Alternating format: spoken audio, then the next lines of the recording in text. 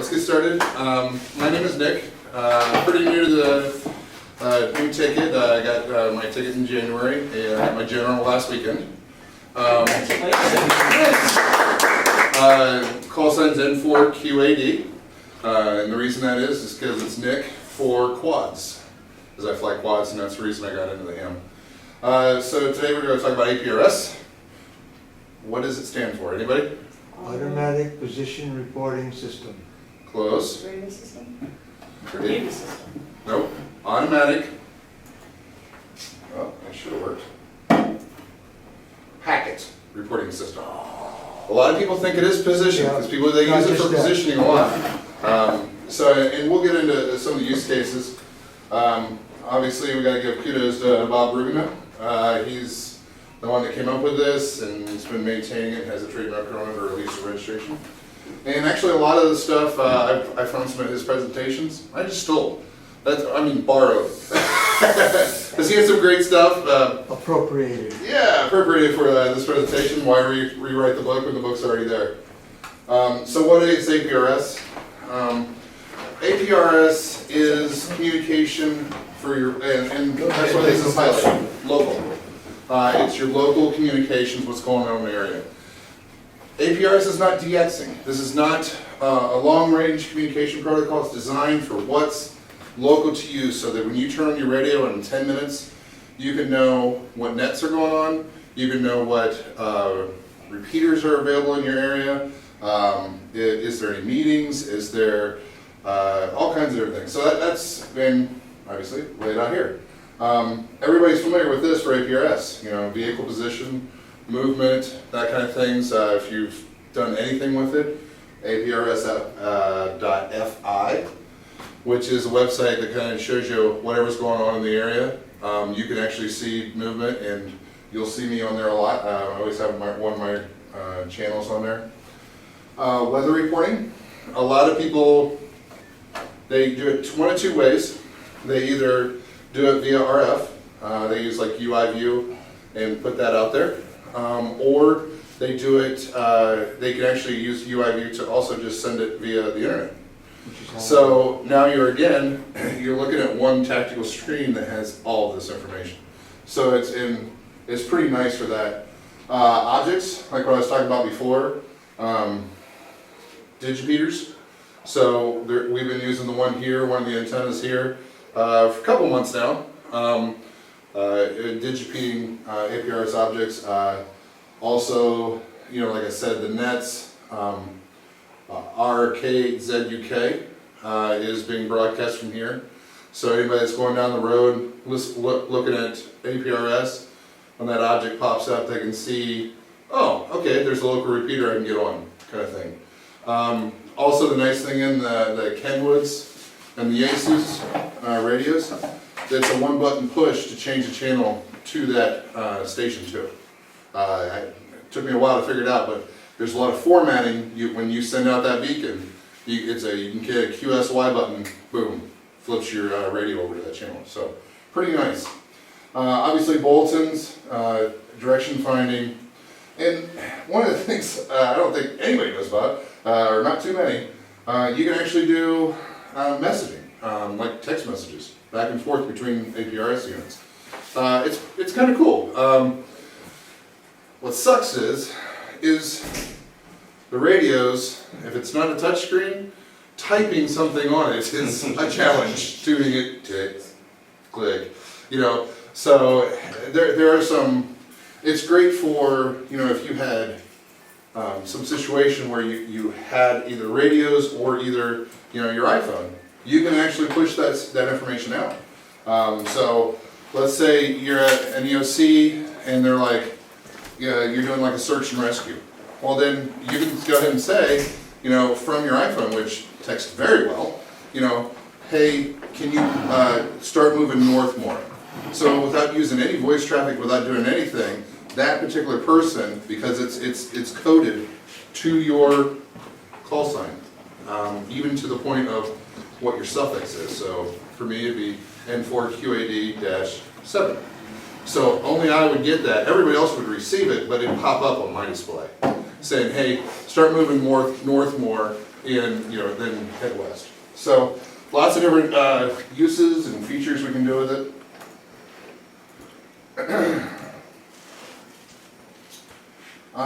One of the big things is, like Joe said before, a lot of people know it as the positioning. They know it as, hey, where am I on the map?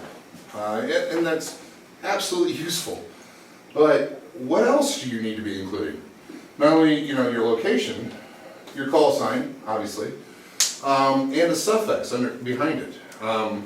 If I just said N4QAD, you know who I am, where I live, obviously, pretty easy to look up. But am I using my HT? Am I on my mobile? Am I at my base? Is that call sign in digipeater? So there's a lot of different things, or your cell phone. Is it your cell phone? So that's pretty important. Your frequency. APRS is a two-way communication. It's not just throwing things out there. I want to know, how do I contact you? Not only where you're at and that kind of thing, but what frequency are you listening to? How can I get a hold of you? Your position, course, and speed. Your status. They have in almost all the radios, you can change what's called a MIC-E status. So it can be in service, off duty. There's a bunch of different options that you can choose to basically really quickly say, hey, this is where this person, or they're in. Go ahead. But you're assuming that the radio has that capability. Not all do. Yeah. Not all do. Yeah. For instance, mine does not. Yeah. And that's the real issue with this. Because nobody owns it and it's pretty wide open out there, how it's implemented between a Kenwood and a Yaesu, and that's where it kind of gets like, even to the point where, I was talking about Cade said UK as an object. Well, I can put it in one way and it works for Kenwoods, but it won't work with Yaesu. And if I put it in another way, I got it so it works with both. But it has to be, there's some real formatting, and it's just, as we learn this and as more people use it. And also, if you have any other messages. So, like in my packet at the end of it, I just put my name.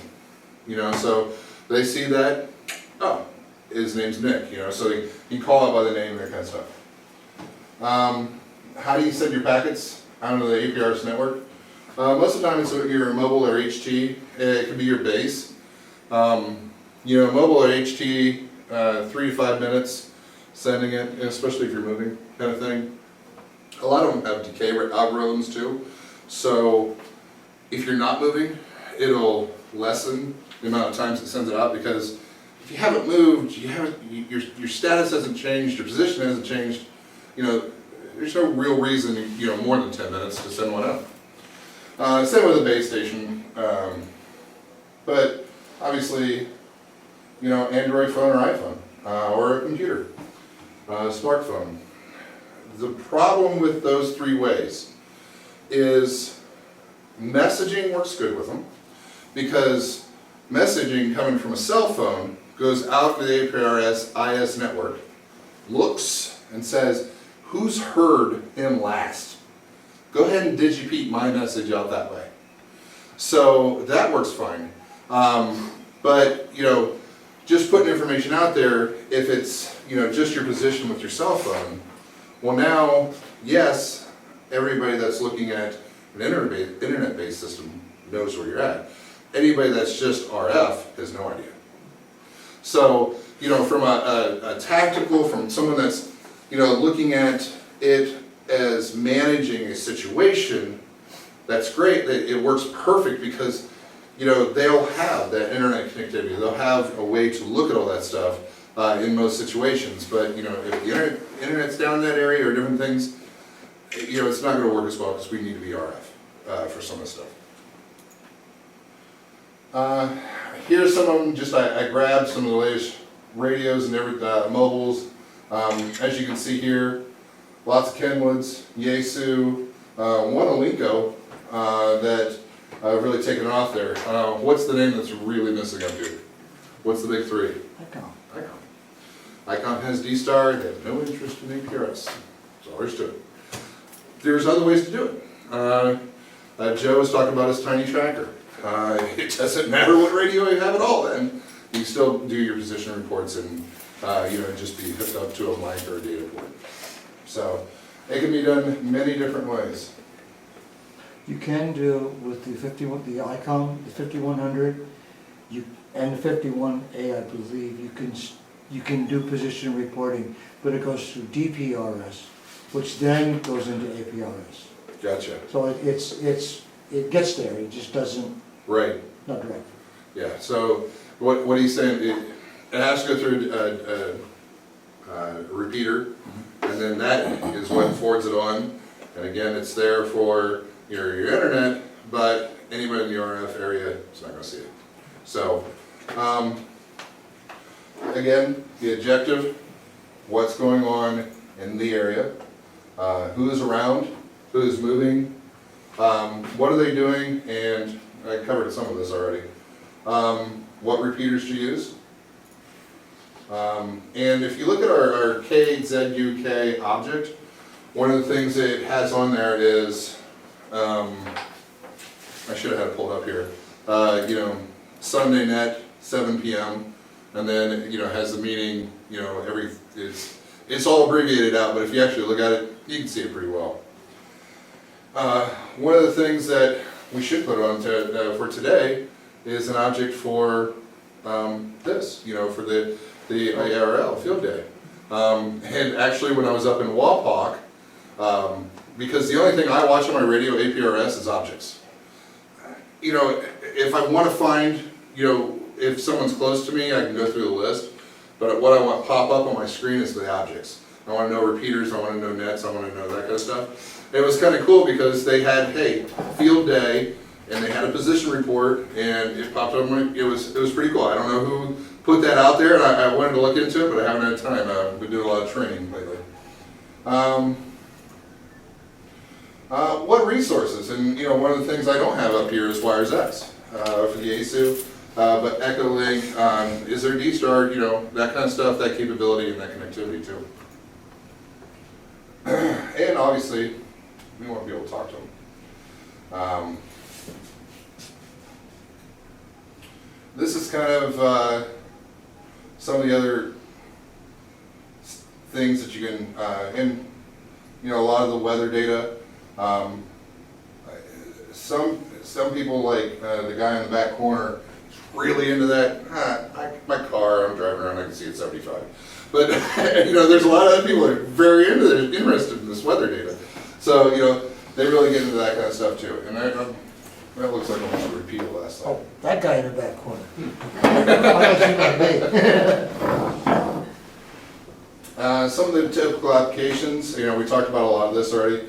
The other piece is like marathon races. One of the examples, and I'm going to steal this from Bob Rubin, one of the presentations I watched, he was using it for a marathon that ran, I don't know how far it was, but he had his sons out there with little HTs. And basically what he would do is, they would write down, or actually as people ran by, they put the number in. There went 2, there went 15, there went 12, and then they'd send it as an APRS packet. And then back at the main base, they would say, okay, from that person's call sign, which we know is at point 3, they've seen these runners go through. Check them off, check them off, check them off. So, you can use it for different things like that, or even, things along those lines. Search and rescue, obviously it's a perfect application of that. Having a digipeater on site, you can set it up very quickly. Everybody, the emergency coordinator can see where the people that are out there searching and are, because one of the most, dangerous pieces of it is, all right, do our search and rescue people get hurt too? Out there looking for somebody. So we have a position, we can watch them and, as they go along and have that communications. Family communications. With, traveling families, a lot of times they'll use it for something like that. dad's out on the road doing something, or mom has a meeting in Chicago, well, you can just jump on there and a tiny tracker or their ham radio, they have it on, they can see, oh, she's here or he's here, and so it's pretty nice for something like that. And this might throw you guys a little one-line emails. You can actually send emails from your APRS. You actually use a specific call sign, and I didn't put it in this, you'll have to look it up. But there's a call sign that's a gateway to an email server. So you can actually bounce through it using APRS and send an email directly to somebody. So they can be used for that. Mobile to mobile global text messaging. I keep messing with him. Every once in a while I'll send him, Eric, a message. Because he's the one I see on a lot of the times out there. It's not like a cell phone message though. You got to think of this, if you're out in the field and you see that somebody's on or something like that, when you send out that message, it'll send it out immediately. So when I send it out, it hits the digipeater sends it out to the APRS IS network, says, hey, have you seen this call sign? Is he out there? Yeah, I saw him on this digipeater. Okay, brings it over here, sends it out there. And then if his radio didn't say, hey, got that, it'll send it again in 5 seconds. No response, it'll send it out in 10 seconds. So it's a decaying. And I think it goes out to maybe 10 minutes. After 10 minutes, it just fails. So, it's not going to store it in the network. It's hey, we tried, sorry. And I think it does it like up to 10 times. So, if you're driving and you go down through a bottom of a hill, it's not a no-go. You'll probably just get it on the next send when you get out of that bottom.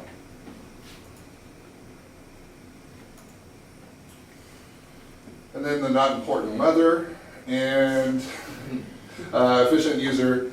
See, this was one of the keys that I didn't get because he had this as one of his points, and I don't know what he means by that. So you guys can use that as homework, is figure out what he's talking about there. Satellite communications. All right. There is an APR setup through the ISS. Yes, there is. Yep. That would be. Maybe that's what he's talking about. Yeah. I even have that one. I even got the frequency for it. Yeah. For him. Yep. So what he's talking about is on the ISS space station as it flies across. Using a Yagi or something. You can bounce your APRS signals off of it. And if you really want to mess up a network, send up a weather balloon and let that broadcast across with too many hops in it. But anyway, we'll get to that in a second. This is voice alert. Set your APRS band. Band A doesn't matter. Band B, whatever you have it on your radio. Set it to a tone of 100 and turn your volume up. So in an event, let's say, I'll use this a lot today as an example. 4th of July coming up. People can be out there, we can use our HTs, we can do that kind of stuff. Well, you wouldn't want to do this for that, because what you're saying is any packets that I hear locally, not through a digipeater, I want it to come across my squelch. I want to hear the eh. Well, I know somebody's in simplex range of me, and that's why you leave your volume up, just set it to a tone of 100, and you can see, if somebody's close. So again, all the packets that are coming from digipeaters are muted. But if they're coming directly from someone's mobile or HT, then yeah, you'll hear that and say, oh, okay. So there's somebody close enough I can actually get in voice contact if I want to. It also says, hey, I'm available for to talk to you too, because it's going to transmit that tone on yours too. APRS, the 144.39, is just kind of a frequency they chose, but there's no reason you can't key up and say, hey, APRS voice alert and 4QAD, and talk to that person. And say, hey, I'll meet you on 520, or a simplex, hey, you want to continue the conversation, let's jump off this network and let's jump onto a different one.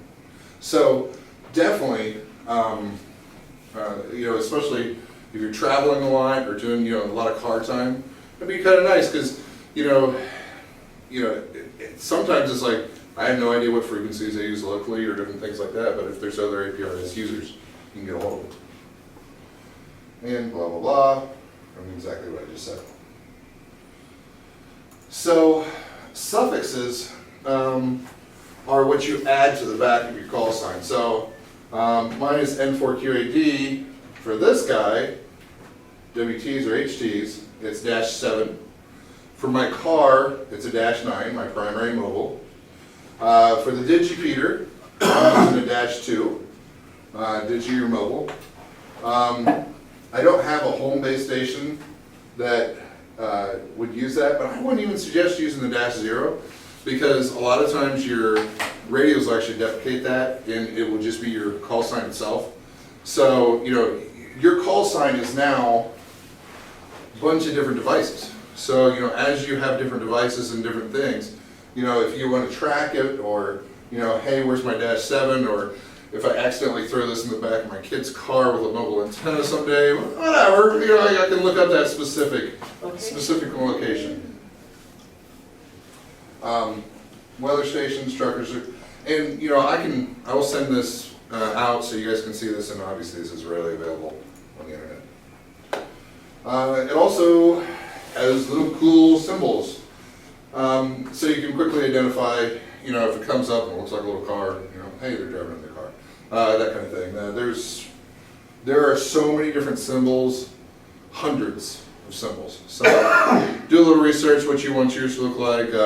You know, if you got your Jeep or your truck, or if you're driving around in your ambulance, there you go. Here's the actual address too. And again, I'll send this around so you guys can jump on that. Mine would be Papa Yankee. What was that? Mine would be Papa Yankee. Oh, bicycle? My yacht. Oh, your yacht, of course. Yeah, yes. Well, A kayak. bicycle, yacht, yeah. We're down to 75. So what I did, I went through the actual settings for, I don't know if it was my HT or my mobile, but it's about the same. I kind of wanted to talk about some of the settings you may want to set and why you'd want to set it that way, real quick. The APRS filter, and it's not a filer, it's a filter, it's just a spelling error that I keep forgetting to change. My key is like your different units out there. So if I'm driving around and I have somebody has their HT and I see it, it'll pop up on my screen. So every time that the position packet for somebody, it'll pop on your screen. Even if it's derepeated, it will still pop up. So I turn that off pretty quickly. And the reason that is because some people put inappropriate settings in there, and we'll talk about how you need to set it here in a second. But I'm learning about a brown Toyota that's in Columbus, and I don't really care where that brown Toyota is. So I turn that off, positions off, but I leave my objects on. Again, what I talked about earlier. You know, if you're interested also in the weather, there's more out there. You get a lot of weather if you leave that on. But you know, if you're interested, it's available. Obviously, you have to have your APRS modem on. It is also the easiest way, it depends on the radio that you're using, to just disable it quickly. Just go ahead and kill your modem if you're not going to use APRS for that time being. If you're going to use your B channel or whatever for whatever. Just for my personal experience, just let you get the FTM 400, and I think some of the other ones are that way too. They can be on either A or B channel APRS. On like this HT, and I think the F1 TDR, I know a couple people have that one too. It can only be on channel B. That modem is tied to that channel. So, APRS mute. I have mixed feelings about this one. So basically, I really like this one, especially for that event type activity, because any APRS digi, it'll actually just take that out, so you can use that same channel for voice and APRS at the same time. And your radios are smart enough, hey, if it's receiving right now, it's not going to transmit. So, you know, as soon as you get done transmitting a voice then all their radios are gonna go, my turn, and just start throwing out the packets that they've been waiting to send. So APRS mute is really good for that. APRS transmit delay, that is, I just said something via voice or somebody else sent out a packet. How long as a radio do I wait before I send my next packet? So make it random. Whatever you do, just change it from the default. It can be anything from 100 milliseconds to 250 milliseconds, because if him and I both have it set to 100 milliseconds, after we get our opportunity and we say, channel's clear, we're both going to wait 100 milliseconds to send. Yeah, and both packets are not going to happen. Or if I'm closer to the digipeater and it picks it out of it, only my packet will go through. So, just change that up to whatever. How often should you beacon? I suggest auto. There's a smart one, and smart thinks you need to beacon every 30 seconds, I swear. It's not really necessary. Auto does a great job. Set it to every 2-3 minutes, 10 minutes, whatever you feel like, how often you want your packet out there. Digipath select, wide 1, wide 2 1. I'm going to explain this in a minute, but just know that's where you should be. And then your call sign, -9, -7. My position set, it can be GPS or manual. Manual's nice for only when you don't have a GPS position. If I wanted to use this in here to send out APRS packets, let's set it to manual. I'll put in my longitude, latitude here, and done. So, because a lot of them, if they don't have position, they ain't gonna send a lot of radios. And then obviously the cute little symbols, set it to whatever you want. Here are some of the position comments. Some of them have it, some of them don't. Most of the my keys do. I just have mine set to in service. Smart beaconing off. And then voice alert is to normal. You can set it, in the EAC radios, it'll actually let you do that. But if you do that, band B is APRS, period. It doesn't matter what you change it to. It is CTS tone 100. It owns it. So if you're going to set your tone, just do that normally how you do it, and then change it so it's in memory.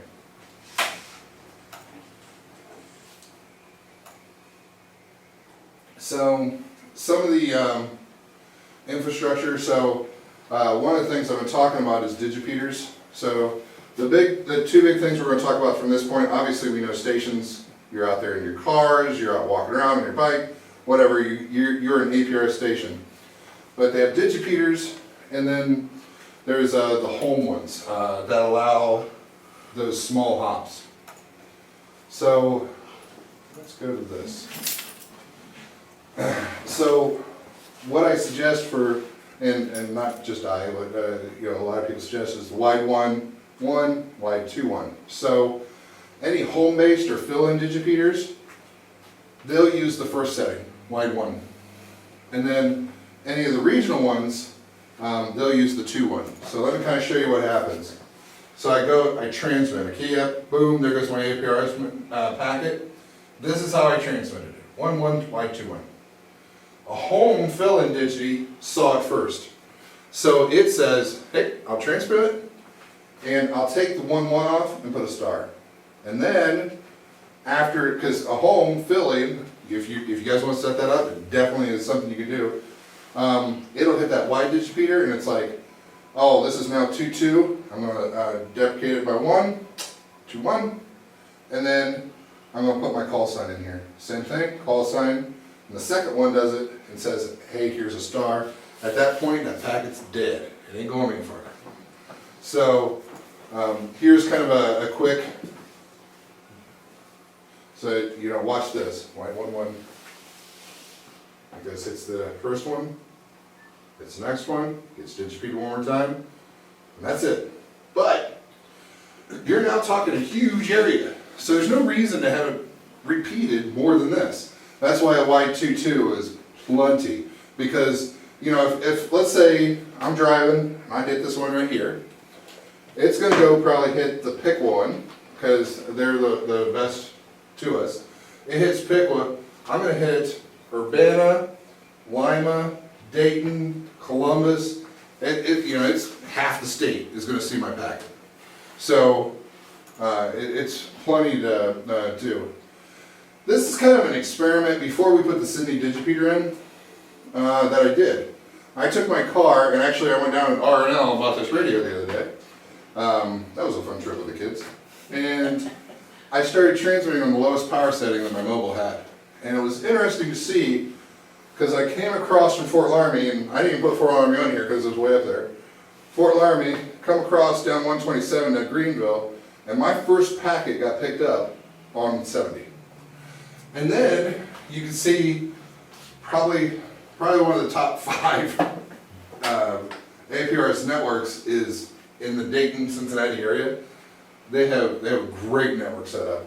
And you can see exactly where I stopped down in R&L, came across, we went to the Bass Pro Shop, and then we came back up and at Troy. So in our area, we didn't have a lot going on. And even with the Sydney, how high it is, it's picking up some stuff, but it's not picking up what we need to have in this area to cover a lot more area. So this is, I found a kind of a cool thing, and this is just for interest. Based on coverage maps, based on how high that one is, and you'll see on the next slide, this is what it's estimated.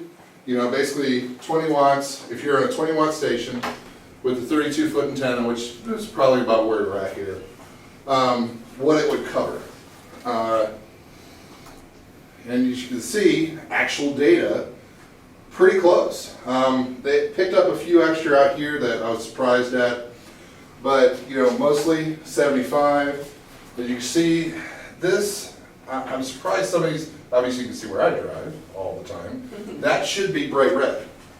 But basically where this Digipeater is, it just depends. Do we have some tropospheric or different things that pick that up? Because that's me going back, and even I come through here and across. If you see 47, it's kind of a weak spot for it. But obviously there's a lot of packets getting in there. A lot of the people, run 75. You're seeing that. Is that just RF? Yes, just RF. And so I was messing with it. I'm like, all right. So what if I convinced this group to go to Laramie? This would be kind of the coverage for an example of the coverage. Digipeating. UI View is a dead product. It's out there. The gentleman who developed it passed away. Said, hey, make it free, make it available, delete the source code. So it's no longer being developed. What it is what it is. That's it. So I wouldn't suggest, if you're getting into it and you're looking, hey, I want to set up a home-based Digipeater, I want to put a weather on it, I wouldn't suggest that's where you start. Just because there's nothing going on. Linux products, don't remember my email. I don't know anything about them. I tried to get into some of it and it was just so far over my head. If you're using Windows, the ones that I found after a lot of research is this software.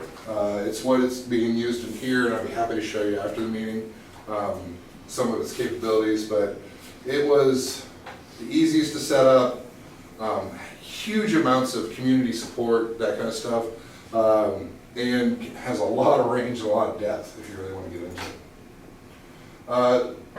Another way to do it for like small Digipeaters is they have standalones. So this is a Digipeater. There's no computer, no TNC. Well, it's built in, but it's all just a built-in unit, and you manage it from a web page. So doesn't get any easier than that. Keep it simple, stupid. The KISS method. That'd be great for somebody. And tell you the truth, for everything you get in it, it's like, I think it was $159. It's not a bad deal. And if you know anything about networking, if you can hit it from a web page, well, now you can manage it remotely too. So it doesn't have to be on site where you're at. Other stuff. If any of your equipment 2004, they stopped using this relay wide trace, and they went to the new N paradigm, which is the wide N that we saw earlier.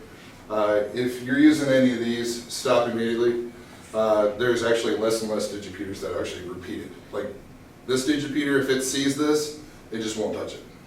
It just let it die. So because it basically keeps the traffic a lot lower by using the newer protocols.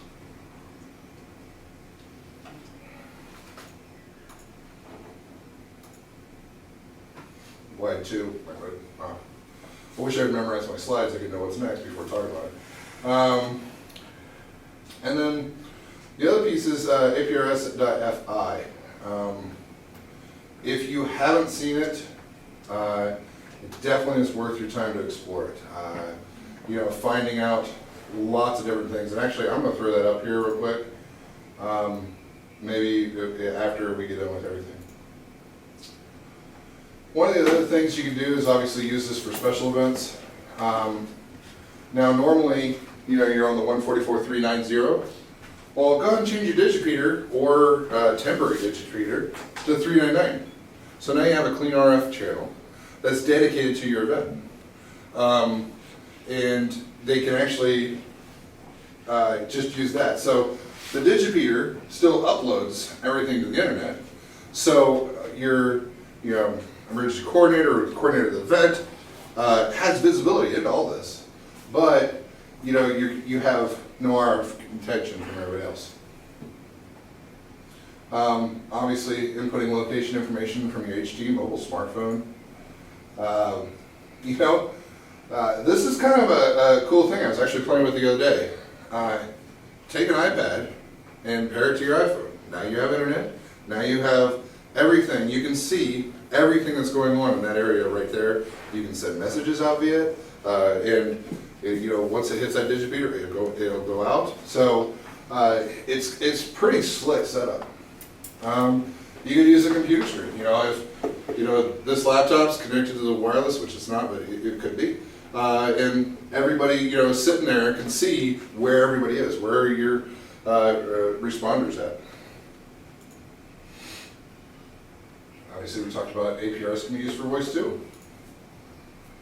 Messaging back and forth between RF and your phones.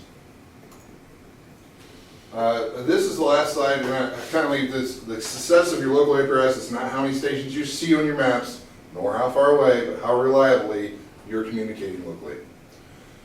And that's kind of the fundamental. It's like anything else. One of the mandates: use the amount of power it needs to successfully make the transmission happen. Same thing. You're trying to get that information to everybody locally. So, all right, guys, that's all I had for you guys today. If you have any other questions, please ask. You guys have been really nice to me. I've been going through a lot of stuff. But I'll be available afterwards, and we can talk. Awesome. All right. Thank you very much. Super job. Thank you. Great Thank presentation. you. You did a super job.